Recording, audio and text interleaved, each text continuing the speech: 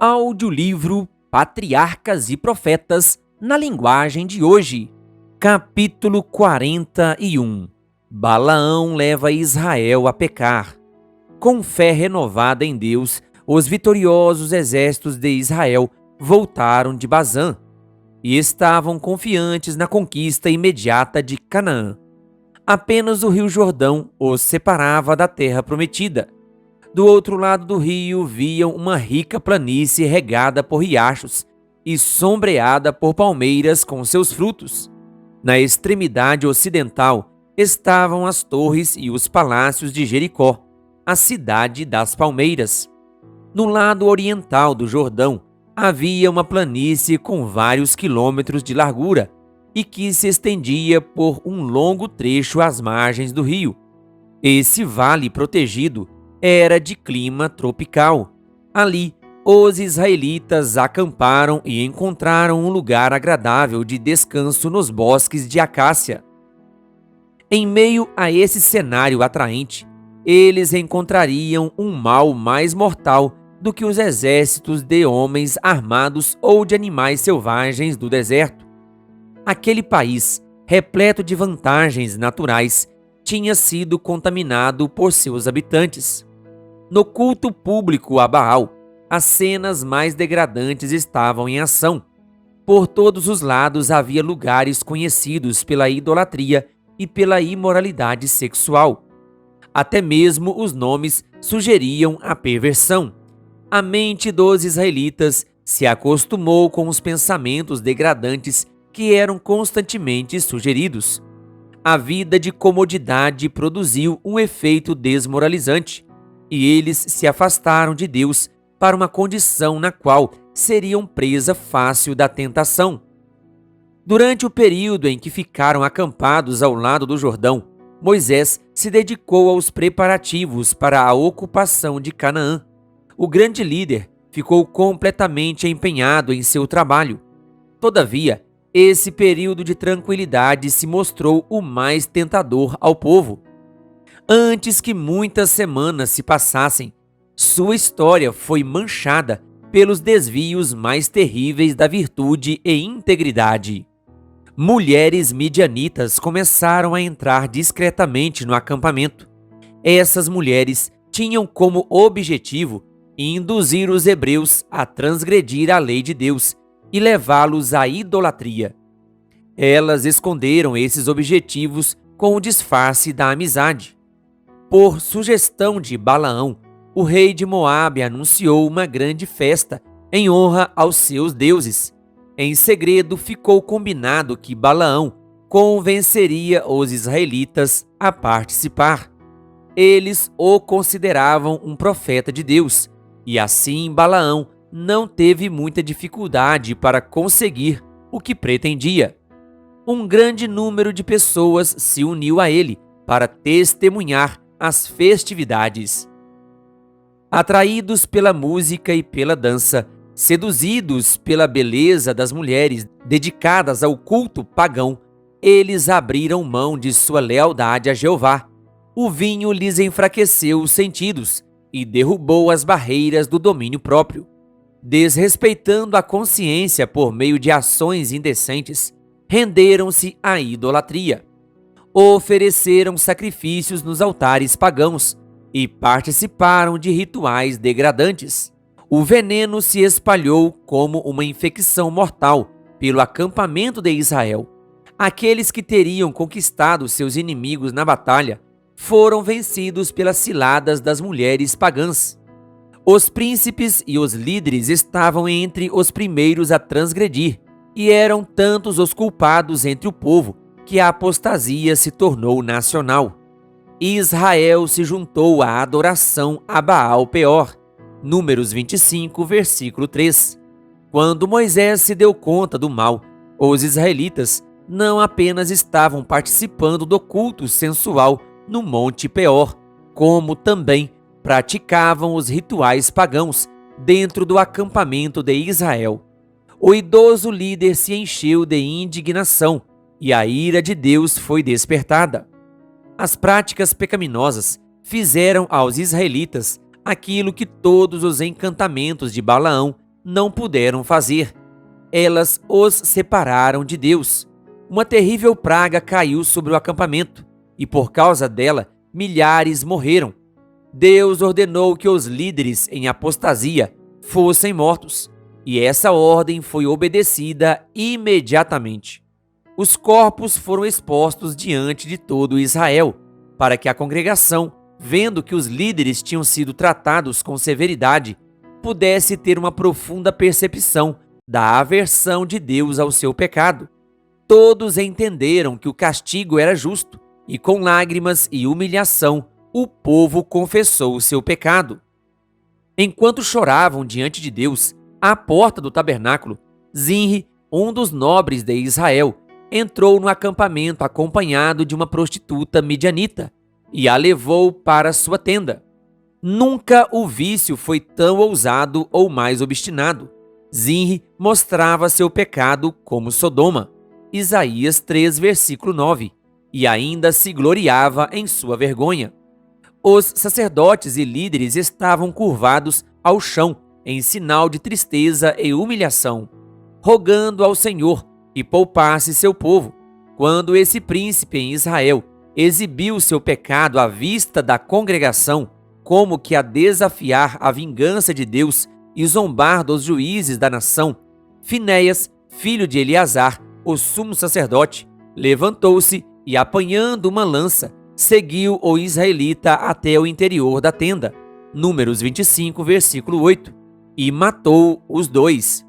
Logo depois disso, a praga cessou. O sacerdote que executou o juízo divino foi honrado perante todo Israel.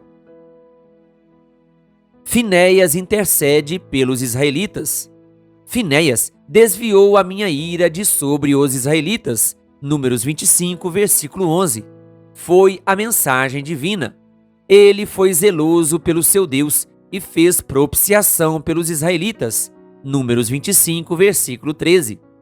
Os juízos enviados sobre Israel destruíram os sobreviventes da vasta multidão que, quase 40 anos antes, haviam recebido a sentença de que iriam morrer no deserto. Durante o acampamento nas planícies do Jordão, nenhum deles estava entre os que foram contados por Moisés e pelo sacerdote Arão quando contaram os israelitas no deserto do Sinai. Nenhum deles sobreviveu, exceto Calebe, filho de Jefoné, e Josué, filho de Num. Números 26, versículos 64 e 65. Deus enviou seus juízos sobre Israel por ter cedido às seduções dos midianitas, mas os tentadores não escapariam da ira da justiça divina. Vingue-se dos midianitas pelo que fizeram aos israelitas. Foi a ordem de Deus a Moisés. Depois disso, você será reunido aos seus antepassados. 1000 homens foram escolhidos de cada uma das tribos e enviados sob a liderança de Finéias. Lutaram contra Midian, conforme o Senhor tinha ordenado a Moisés, e mataram todos os homens. Entre os mortos estavam os 5 reis de Midian. Também mataram à espada Balaão, filho de Beor. Números 31, versículos 1 a 8. Esse foi o fim daqueles que tramaram contra o povo de Israel. Quando os homens planejam contra a vida dos justos, o Senhor fará cair sobre eles os seus crimes e os destruirá por causa dos seus pecados. Salmo 94, versículos 21 e 23. Homens fortes vencidos por mulheres. Quando os hebreus transgrediram a lei de Deus, cedendo à tentação, ficaram sem defesa. Quando o povo de Deus é fiel aos seus mandamentos, não há magia que possa contra Jacó, nem encantamento contra Israel. Números 23, versículo 23. Por isso, Satanás exerce todas as suas artimanhas para atraí-los ao pecado. Se aqueles que professam ser guardadores da lei de Deus transgridem seus mandamentos, eles se tornam incapazes de enfrentar os inimigos. Os israelitas que não puderam ser vencidos pela guerra ou pelos encantamentos de Midian foram vítimas de suas prostitutas.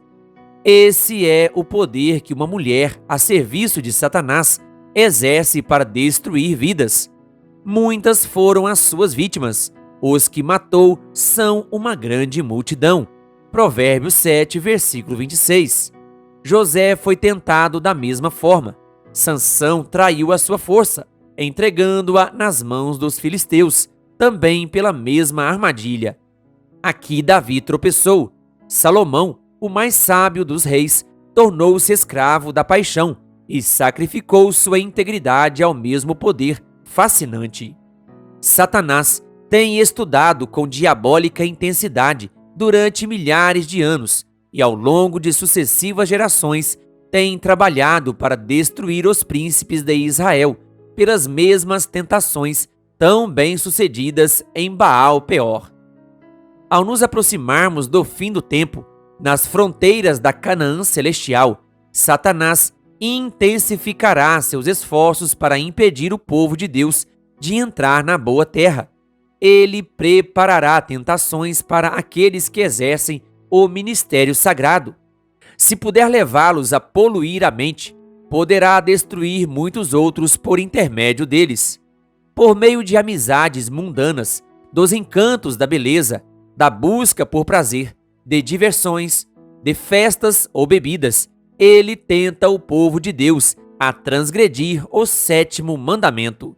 Aqueles que desonrarem a imagem de Deus e mancharem o templo do próprio corpo não terão limites para praticar qualquer desonra a Deus que satisfaça o desejo do coração depravado. É impossível ao escravo da paixão perceber a sagrada obrigação imposta pela lei de Deus, apreciar a obra da expiação ou dar o devido valor à vida.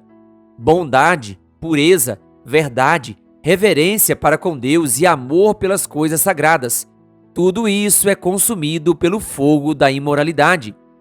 O coração se torna um deserto sombrio e desolado.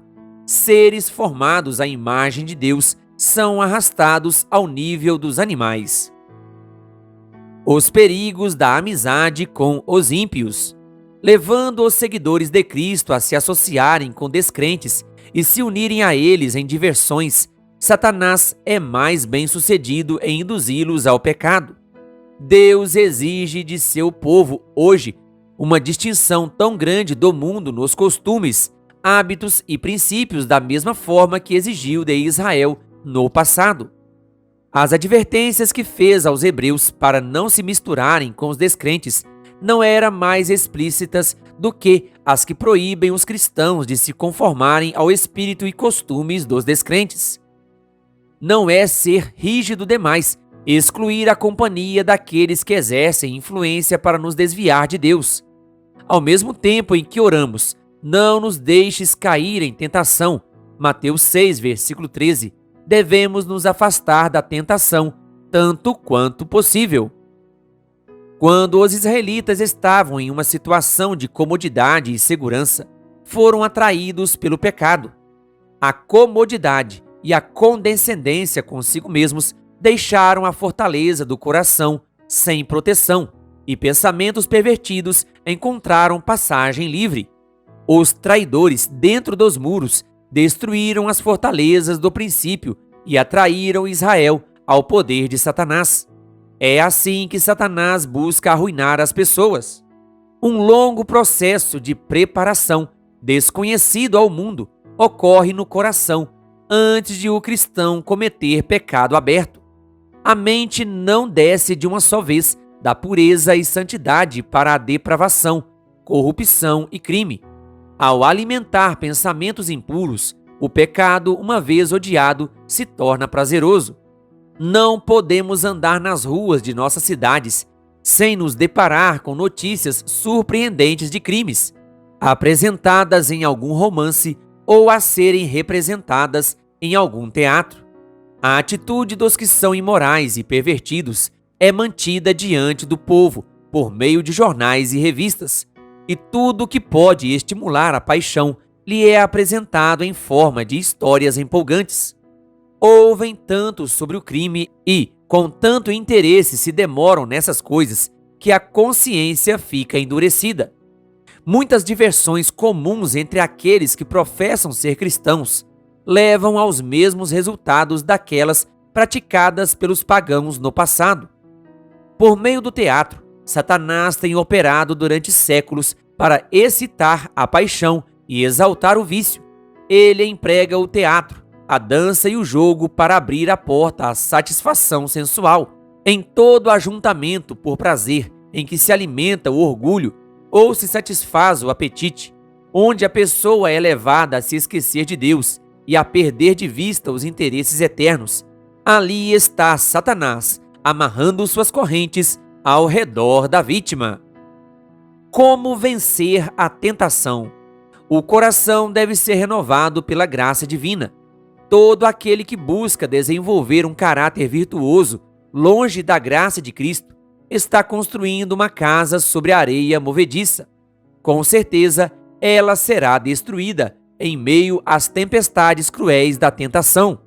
A oração de Davi deve ser a súplica de toda pessoa. Cria em mim um coração puro, ó Deus, e renova dentro de mim um espírito estável. Salmo 51, versículo 10. No entanto, temos uma obra a fazer, a fim de resistir à tentação. Aqueles que não querem ser presas das artimanhas de Satanás devem guardar bem as avenidas do coração, evitar ler, ver ou ouvir qualquer coisa que sugira pensamentos impuros. Isso exigirá oração fervorosa e vigilância constante. A influência permanente do Espírito Santo atrairá a mente para cima e levará a pensar em coisas puras e santas. Como pode o jovem manter pura a sua conduta? Vivendo de acordo com a tua palavra. Guardei no coração, diz o salmista, a tua palavra, para não pecar contra ti. Salmo 119, versículos 9 e 11. O pecado de Israel em Bet-peor trouxe os juízos de Deus sobre a nação. Os mesmos pecados podem não ser punidos de forma tão imediata hoje, mas a natureza determinou punições terríveis, punições que virão sobre cada transgressor mais cedo ou mais tarde. Esses pecados, mais do que quaisquer outros, têm causado a terrível degradação física e moral de nossa raça e o peso da doença e miséria com que o mundo é amaldiçoado. As pessoas podem ser bem-sucedidas em esconder seu pecado dos outros, mas colherão o resultado em forma de sofrimento, doença ou morte. Além desta vida, há o julgamento. Aqueles que praticam essas coisas não herdarão o reino de Deus. Gálatas 5, versículo 21. Mas terão sua parte com Satanás e os anjos maus no lago de fogo, que é a segunda morte. Apocalipse 20, versículo 14. Querido ouvinte, que Deus lhe abençoe. Se você ainda não é inscrito em nosso canal, não perca tempo, se inscreva e ative o sininho das notificações. Canal O Bom da Bíblia, compartilhando a Palavra de Deus.